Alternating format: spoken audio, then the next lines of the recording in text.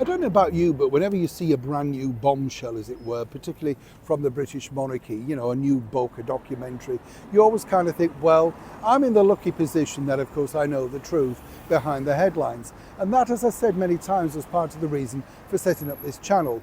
That, and of course, to create a community of chums, friendships, so people have some connection in the world, that we all have a vested interest, whether that be nostalgia, music, memories, royals, you know, news that's happening in this particular moment. You get the picture. But moving forward, what I find fascinating about certain things is the fact that it doesn't matter how hard you push them, they don't necessarily resonate with the public, you know, the sort of thing I mean. A recent documentary on Prince William and King Charles about their alleged missing millions, as I pointed out in a video recently, really meant nothing, seemingly because there was nothing to the story. But that's not exactly what television wants to do. You get the picture. Now, moving forward, what I find even more interesting is recent tell-all books, particularly about the inside track between Catherine and what went on in her terrible health journey this year. Nobody knows but Catherine. No royal reporter knows anything about what truly went on, and she should be respected for that. That's her prerogative.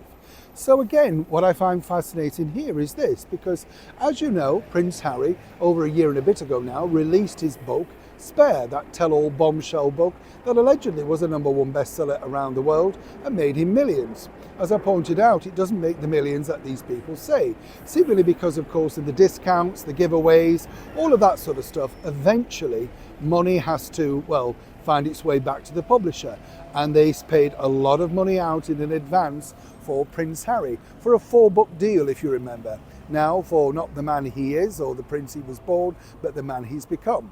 And more recently, of course, Spare, the paperback edition, hit the bookshelves. So how well has it done? Well, as we know, Prince Harry basically didn't want to add any more new material to that book because he couldn't remember it, or indeed couldn't get it through legal quarters, whichever way you want to look at it. But for Penguin Random House, what they're looking at is a colossal flop.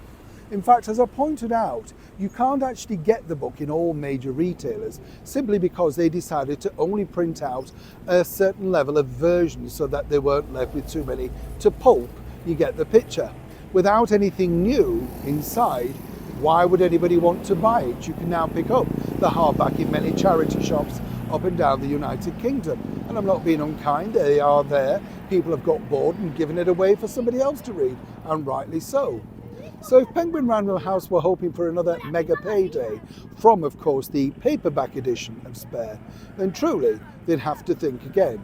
Because quite frankly, as Prince Harry's now realising, everybody knows the story. It's been told many times over documentaries, sit down with therapists, and of course his own audio version of that book. So why on earth would you want to splash out again?